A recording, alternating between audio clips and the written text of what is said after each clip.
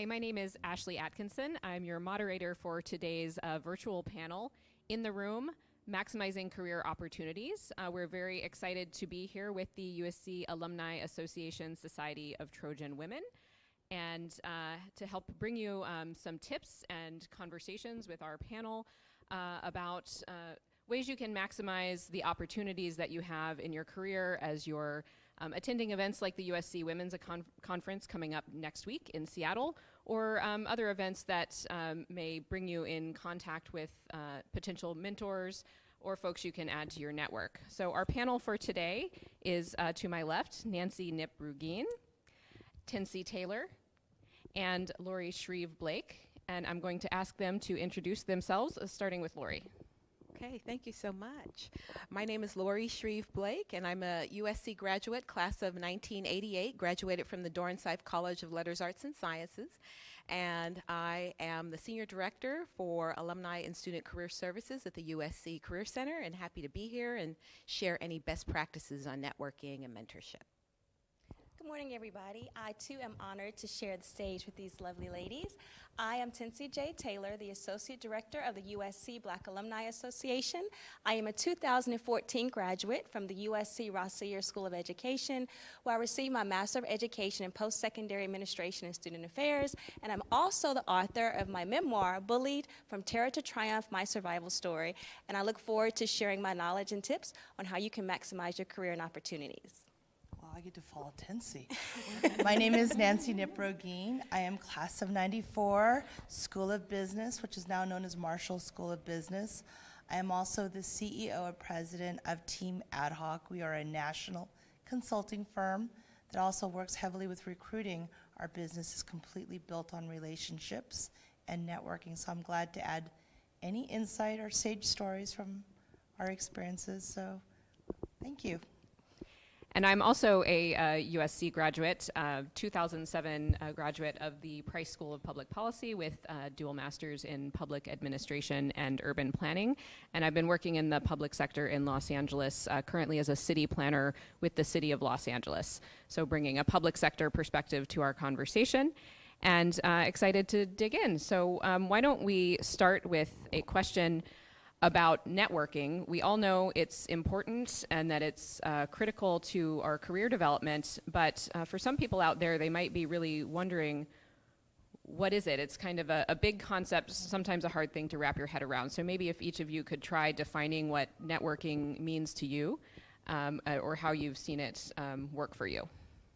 Let's start with Nancy. Oh, well, immediately comes with mind. Networking for me, honestly, is not that easy. Believe it or not, I'm very introverted. And it's just getting out of your comfort zone and going out and meeting with people. But I felt like by getting out of the comfort zone and meeting people, man, I met many people who really added so much value, whether it's career or personal life. I think, when you go to a room, you just try to look for that one or two people that you connect with versus trying to meet 20 people. Because that one connection could be a lifelong friendship or a good work contact. But it's really just adding value and meeting the right folks. Would you guys agree? Yeah, I agree with that, Nancy. And to add on to it, networking is just about building relationships. So as you said, whatever room you go into, whomever you speak with, the people that you get to know, form a relationship. Ask them things about them. Hey, what are you? What did you get your degree in from USC? What are your hopes and dreams? What do you like to do for fun?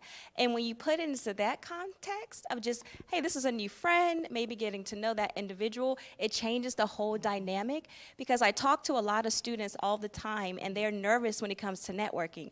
They say, Tennessee, I don't know this individual, they're a VP of this company, I don't know what to say. And I'm like, that's okay. You're in the same room as them, so you have the exact same value that you can add. So just be relationship building. That's what networking truly is. Yes, and I would add that we're constantly doing networking. I think a lot of people are frightened of the word networking, but I think if we look at it differently, similar to what Nancy and Tennessee said about building relationships, I mean, if you think about it, when you ask somebody for a referral for an elementary school for your child, that's networking.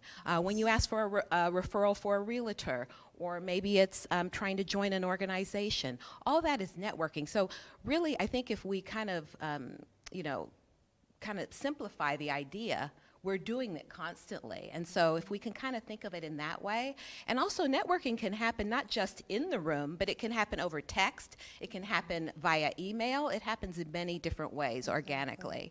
And I think at the end of the day, you have to understand that people are people. They put on their pants the same way you do, and it's about making those connections, and I think that's what Tenzi was talking about as well, those human connections with people. So I think we're doing it all the time, and if we can just kind of take the anxiety around that word down, I think we'll do very well in terms of making connections with people and ultimately building relationships. So those are great points, and I agree. I think we were just talking about how it's not just about a professional network, but your personal network can help you build your career as well, because you really never know who's connected to who and where those opportunities might lead you. And you always have something to bring to the table, even if you're not a VP or in a high position. And you don't have to worry about that necessarily in that first conversation. So I think that's something to keep in mind. But then there are situations where you're in a room and you're there to network. So what's the best way to prepare for that type of situation, or how do you start those conversations? I talk to my students all the time about this. Be prepared. So the first question I ask them is, do you have your business cards? Mm-hmm. And they'll say, no, I don't have business cards. So I'll say, go to vistaprint.com. Yeah. You can order business cards just like that. There's a nice plug. Mm-hmm. But you want to be prepared. You want to dress the part. You want to look professionally, because you want people to take you seriously. Mm-hmm. I had a student who, I coached him right before he went to present at a conference, and Bill Clinton happened to be there and was amazed by his virtual reality game that he created. And Mr. Clinton was like, oh, young man, you did a fabulous job. Do you have a card? He gave him his card. So he was ready. So having your card, dressing the part, and be confident. I know sometimes it can seem overwhelming, you're nervous, but as I said earlier, you are in the same room as these individuals. Know your value, know your worth, and know what you bring to the table, and be confident in who you are, because people love to be around confident people, people who have a light about them, people who you just want to go and hug them.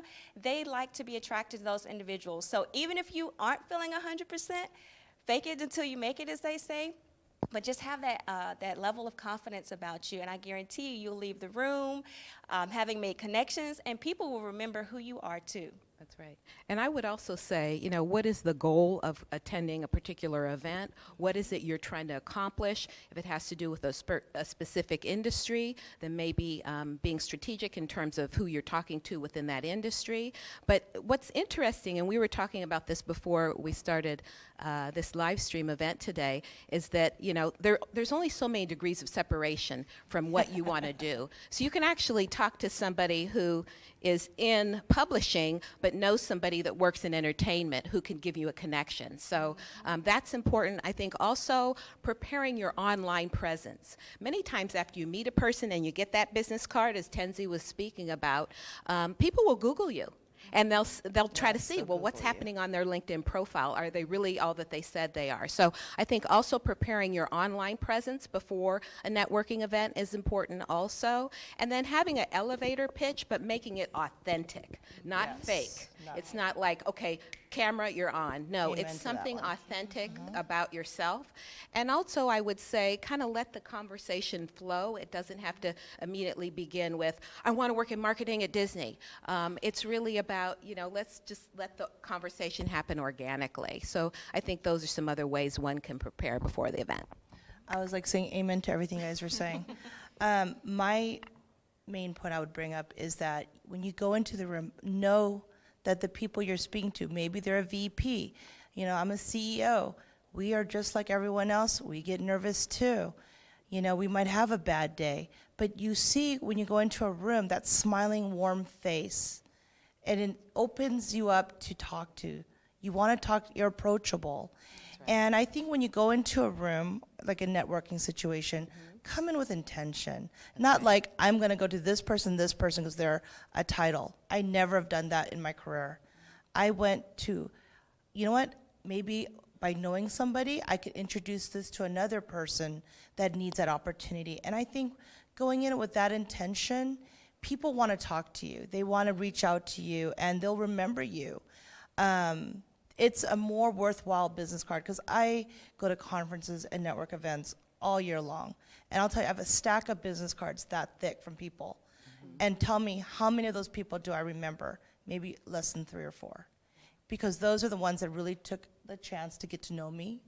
And they were really sincere. So I think it's really important, like what you mentioned, sincerity. You know, you talk to the person being warm, and you want to get to know them, not because they're going to get you a job. That's right. If you go in with the intent of getting something out of it, then just like, I'm going to get a job out of you, we could read that a mile away. We That's right. smell skunk right away on that. That's right. But if you come in just like, wow, you know, I just want to learn from you and get to know you, those are the ones that stay in our memory. And those are the business cards and resumes that stand out for me. Yeah, That's my and I would also say, after you meet people at an event, make sure you write down where you met them. I think that's important. Obviously, you can take pictures now and put those in your phones of the cards. So I think that's important. And then the follow up and follow through. So once you make that connection with somebody, making sure you email them, asking them if they would, you know, go for a coffee or for lunch, and start to build that relationship. When I was Don't thinking, stalk them, though. Yes, when I was thinking about like networking, I was thinking, you know, if you want to have a great relationship with your child, you have to work on it. If you want to have a great relationship with your spouse, you have to work on it. It's the same way in terms of your career and networking. So once you meet that person, then how are you going to build that relationship with that person? And I want Follow through. Excellent point, Lori. And I want to add something too. Attitude of gratitude. So many times when I've had the pleasure of meeting an individual, following up, as Lori said, I don't send a thank you email. I don't send a call them. I write a handwritten thank you notes. Nice. Because that goes a long way. Just the amount of effort. You have to buy the card, you have to write it, you have to put a stamp on it, and you have to put it in the mail. So just taking a few minutes to go that extra mile will make you stand out above the rest. And a lot of people, sadly, miss out on opportunities because they're not grateful. They think that somebody owes them something, and nobody owes you anything. That's right. So when someone takes the time to show you or shadow you or give you their time, talent, or treasure to assist you and your future goals, thank them. Be grateful. I think we should pause and like savor that big tip up. That's huge. That's right. Do not come in entitled. Really appreciate it. Because someone giving you time. Yes. What's the biggest gift you can give somebody? Your time. So remember, that's huge. I got That's goosebumps. huge. And I That was good. think it's important to remember networking is reciprocal. It's not one way. That's right. Definitely. You know, it's called network for a reason, because the connections go up, down, forward, backwards. That's right. And you might be asking for something from someone in that moment, but your job is then to be a resource for them when they need you, and whether that's next year or 5 years from now or 10 years from now when you're the VP. That's right. And also to think about, you know, just paying it forward in terms of when someone who you can assist, who's, you know, junior to you in their level, comes to you, then you also be that person who takes the coffee and goes to lunch and you know. That's right. And I helps think them. I think that's a great point, is that we have to also approach networking as a giving. So it's not just what can I get out of you? Right. It's not what can I take? It's how can we have this symbiotic relationship where now how can I help you? You know, you've been so kind and you've shared some pearls of wisdom. We've had this coffee, but how can I support you? And so that's that dialogue. That's an excellent point. Thank you you. can smell the ones that just come up and just like, what can you give me? What can you do for me? Right. Yes. You know, and the wall goes up immediately. The wall goes up. That's right. It is. I'm not going to remember your business card. That's what I'm going to do. Yeah. That's right. And if you're in that room and you're just not sure what to do, you're at a loss, do you have any quick tips for how you can kind of rescue yourself from a situation where you might feel like you didn't get what you wanted out of that opportunity? I think you never know. You know, like in my career, you meet folks, and again, you go in with the right intention. It might not help you today or tomorrow. It might help later on. It might be a relationship or a mentor, a mentee. I always tell my staff, there's Yes. never a time you waste meeting people. That's right. It just adds flavor to your life. It does.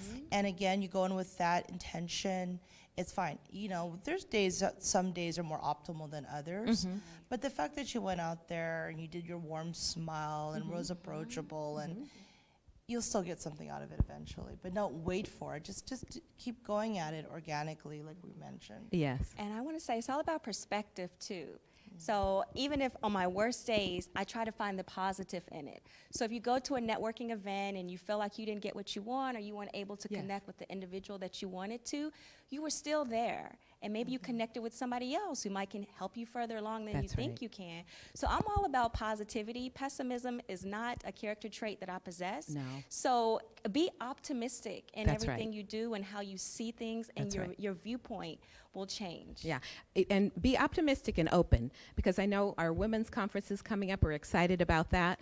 There will be networking opportunities where you'll be in the room, but you can also meet somebody on the way to the restroom, or checking out of your hotel, or at the airport. So the openness is very big. It may not happen in the room, but it's going to happen other places, and that's having that positive attitude, being open to meeting new people, expanding your Rolodex. That's an old-fashioned term, but like expanding your network. And I also want to add that not just at events, but at your current employer, there are ways to open up your network there as well. And network also has to do with whom you know now. How are you leveraging whom you know now in terms of talking to them and identifying maybe if they know somebody who could potentially help you out and that kind of thing. So work with your current network, but then also, kind of expand that also. Yeah, so I would say that also is being a point. And you made me think of something too, Lori. Yes. I want to piggyback. Yes. Not only whom you know, but who knows you. Who knows you? So when you leave an event, you need to make such an indelible impression Yes. on people. Like you said, Yes. those 3 business cards that you remember That's right. who those individuals are. So there are times when some of my top students, I get an opportunity for an internship at HBO or a full-time job with this person, and I'm like, oh, let me call this student because they're on my list. That's right. So market yourself on social media as well as in person so that people want to snatch you up and say, hey, this is a phenomenal opportunity. I think you would be perfect for it. So yes, who you know, but also who knows you. Who knows you, and becoming an expert in whatever your industry area is as well, to get on their radar as being the who knows you person. And I want to also go back to the employer. So even at your employer, there are affinity groups that you can join at your current employer. So join groups, expand your network at your current employer. A lot of times people think, I have to jump ship in order to network or to advance my career. But what are you doing right at your current place of employment? And are you even getting out of your office and walking around and meeting people? When I'm walking across campus, I run into people, we chat about business or what have you, or we at least make another connection. And so that's important too, to kind of walk and get out of your office and take a break and do some networking and work on those relationships at work also. I love that you brought up the bathroom example. Yes. Because just saying, you go to these network events and it's about shaking hands and passing business cards. No, it's about meeting people. Yes. And from my personal experience, and they might be watching, I won't say their name, but we literally met at the bathroom, and all I did was to let them know that their eyeliner was smudged. You help a girl out, right? That's right. Got to work on that eyeliner. That's right. She ended up becoming one of my $1 million clients. Wow. I have 2 clients that are really good. You never know. You never go know. in, you just have to be transparent, have integrity, and these are the people that will come into your life and say, wow, I want to work with this person, That's right? right. So it doesn't have to be in a business setting even. It No. could just be And- at the restroom by the sinks. And if all else Exactly. fails at a networking event, my tip is work or talk to the staff or the hosts, the organizers of the event. They're there to talk to folks. They know who you are. They also know who everyone else in the room is. And they can be a little bit more approachable. They might be volunteers themselves from other organizations. And they might be able to introduce you to some folks if you're just feeling hesitant to start those conversations, or you might even be become interested in joining that organization or helping out yourself, which is also a great way to build your network. Yeah, volunteering is a great way to network. Oh, Yeah, yes. great. and you're paying it forward in the same time. That's right. Exactly. Well, maybe let's move on to what happens when you've gotten over that first hurdle of making a connection and when you want to try to identify someone who could become more of a mentor. How do we kind of make that transition from a person in your network to somebody who's really serving in that mentor role? In my experience has been, I want to build that relationship first. As you say, you never want the person to feel like they're being used or taken advantage of. So starting off with the phone call, then can we meet for coffee? Then can we go to lunch and see where it grows? And if you still feel like you have a genuine connection with that person, simply ask, hey, I admire you. I truly enjoy the work that you're doing. I feel I could learn so much under your aegis. Do you mind being my mentor? And just like that, many of them will say yes. That's how some of my students have asked me to be their mentor. That's how I have asked individuals to be mentors, but it was all about, it happened organically. It happened organically. I just didn't meet them one day and then the next day, can you be my mentor? No. You can't get to know anybody in less than 24 hours. So in everything that you do, be intentional with it, but make sure that it's organic and that you can see yourself having a true, genuine mentor relationship. That's right. I think that's a great point. You don't say, hi, my name is Lori, will you be my mentor? Right. It doesn't work like that. But getting to know them and then that being something that comes across later, I think is a really great point. And then the other thing is, do we have to label everything as mentor, mentee? You know, if you identify somebody who has some knowledge or experience that you want to leverage or connections, I mean, just keeping in touch and working on building that relationship. We don't have to necessarily label it as a mentor-mentee, but that's what's actually happening because you're building and working on that relationship and keeping in touch. The follow-through and communication is really big because I'm a mentor actually for the Black Alumni Association, for the Earl Woods Foundation, and also for an alumni career professional association. And, you know, you can be in an official mentor-mentee program, and they're out there. You can look for them in professional associations, you know, all kinds of different ways for official ones. But even with official ones, if people aren't doing the communication part, building the relationship part, the follow-through is just not going to happen. And so with the mentor-mentee, whether you call it that or not, it's about keeping that line of communication going, being part of the solution, not part of the problem, and that how can I support you, and understanding kind of what's important to this person. You know, with all of us, you know, we have a business agenda and we have a civic or personal agenda. And if you find out after talking to me that I care about the homeless, then maybe when we're having those conversations, you bring that up. And in an authentic way, but you want to, you know, make sure that the person that is your mentor, that you're connecting with them on something that's important to them also, so that it is a good give and take relationship. I'm sorry. I was just going to say, I think that, we all have something to say about mentorship. Ready to go. I was just going to follow up on Lori's comment. That's a great point, that it doesn't have to be a formal mentor-mentee program, or that you don't have to make that formal request to feel like you have mentors in your life, that anyone you're learning from, that you've developed those relationships with, that you admire, is a mentor, even if you're not calling them that. That's right. That's right. And I want to add too to that is that if you ask someone to be your mentor, as a mentee, please follow up, like you said, Lori, because I have students that I mentor, and I will call them, I'll email them, I'll text them, I'll send them invitations to things. They just ghost. And I'm thinking, wow, you took the time to get to know me, to ask me to be your mentor, and I'm trying to expose you to opportunities that you want to be a part of in your future career, and you just ignore. So I have cut off some people that I was mentoring because they didn't respect my time and what I had to bring. So if you are truly serious about this mentor-mentee relationship, or whatever title you want to give it your all. Go over and above. Let your mentor know you appreciate them. Respond back in a timely manner. Don't give that excuse of you're busy. We're all busy, okay? That's we right. make time for what we want. busier. Exactly. Yes. We make time That's for right. what we want. So if someone wants to help you get in a position or profession that you aspire to, soak up all of that knowledge, all of it. You went inside my brain. And I think if you're struggling, if you're having issues that mean you're not able to invest in that relationship at that time, Yeah. you know, let the other person know, and they might actually have some some advice that could help you out. Yeah, so this is what I want to add. Yeah. It's exactly what Mentee said. It's a hot topic for me. So you're watching there because you probably know who you are. We are busy business people. We are crazy. Anyone that knows me knows I'm spread thin already.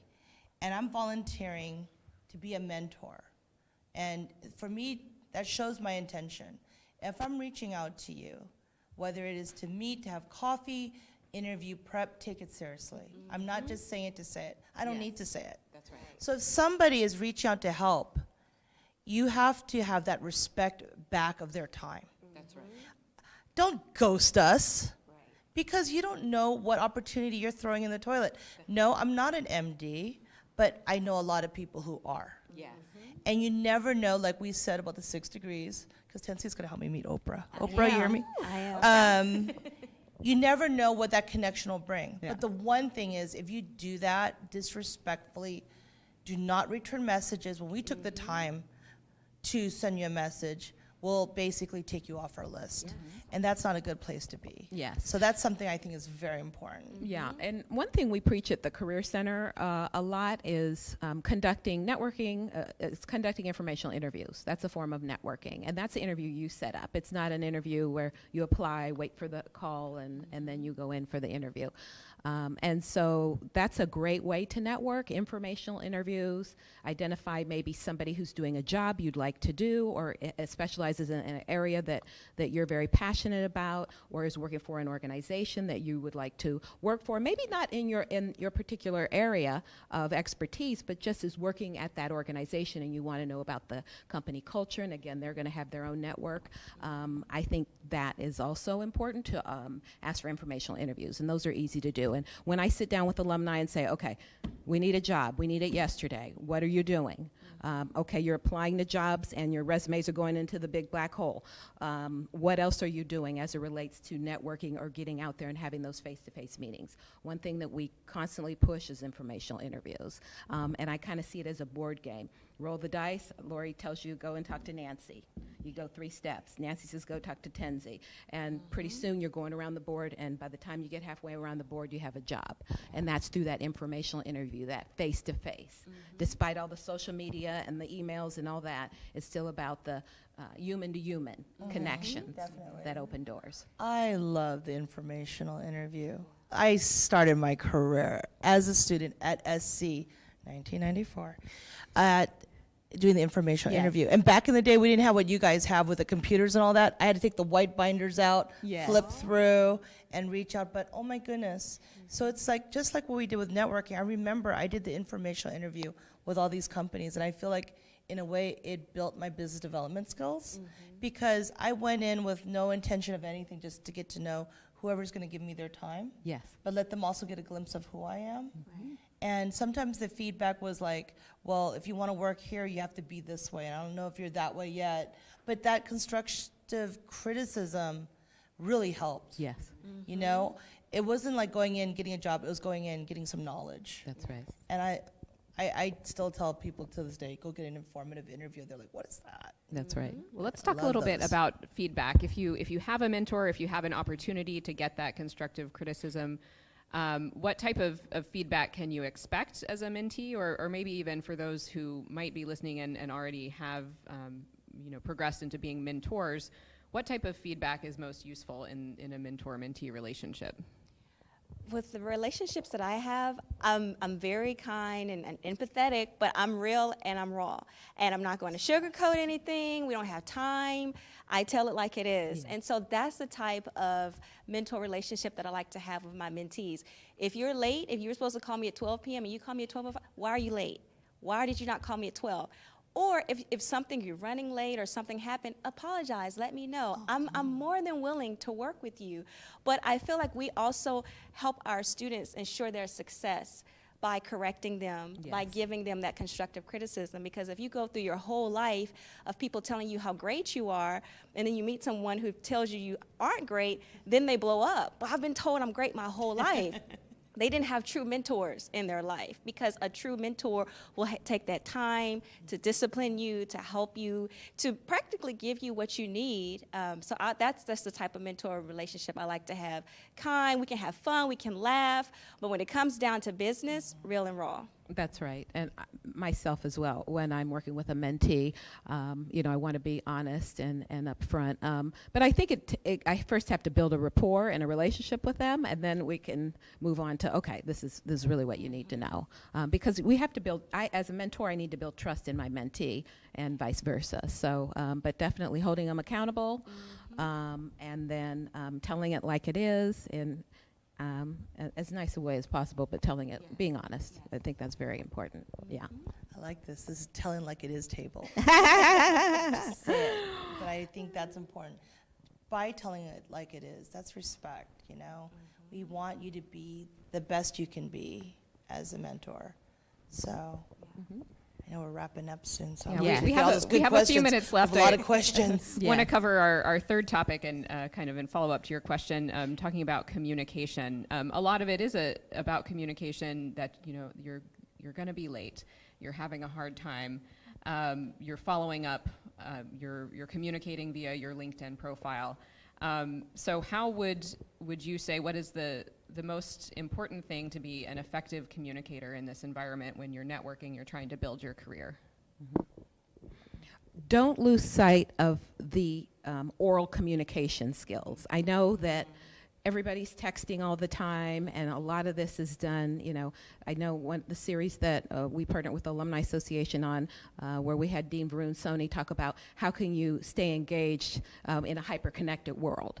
We're so hyper-connected. I know what street you're on in traffic. I know what you're eating for dinner, but we're not still having that oral communication. So I think really honing and developing your oral communication skills as relates to one-on-one with people, on a panel, speaking in front of people. A lot of times you can be speaking at an event or presenting on something. Somebody in the audience says, I liked what you said. Hey, would you like to come and work with us? So you never know that happenstance or where opportunity is going to hit. So I would say oral communication skills and honing those in a time where everybody's texting and everything is just emails or what have you, that we need to really still hone that. And also, I would say emotional intelligence.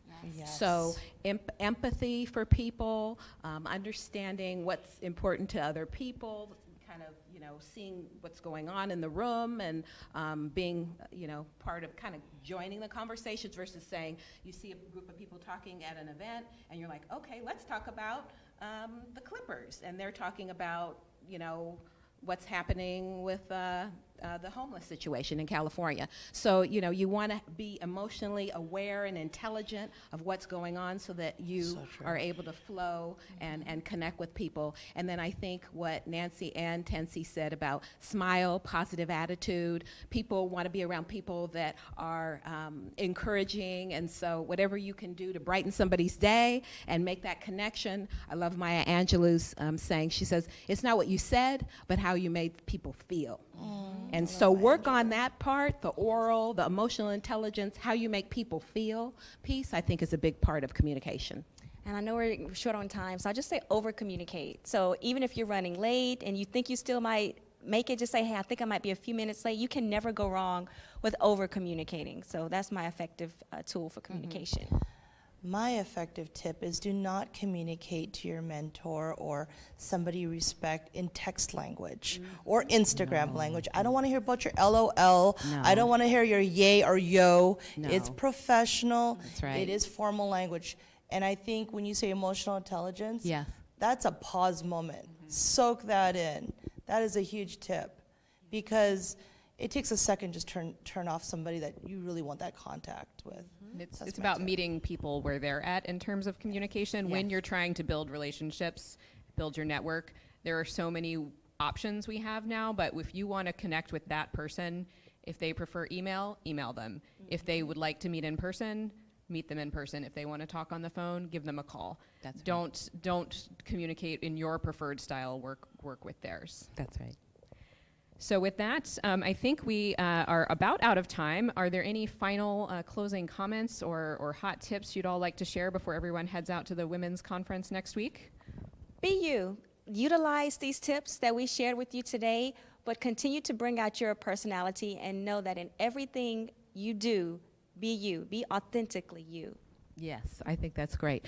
I'm at the Career Center, so I'm going to say in preparation for the Women's Conference, check out our website, which is careers.usc.edu. We have a lot of information on networking there, mentorship, so check that out. That would be great.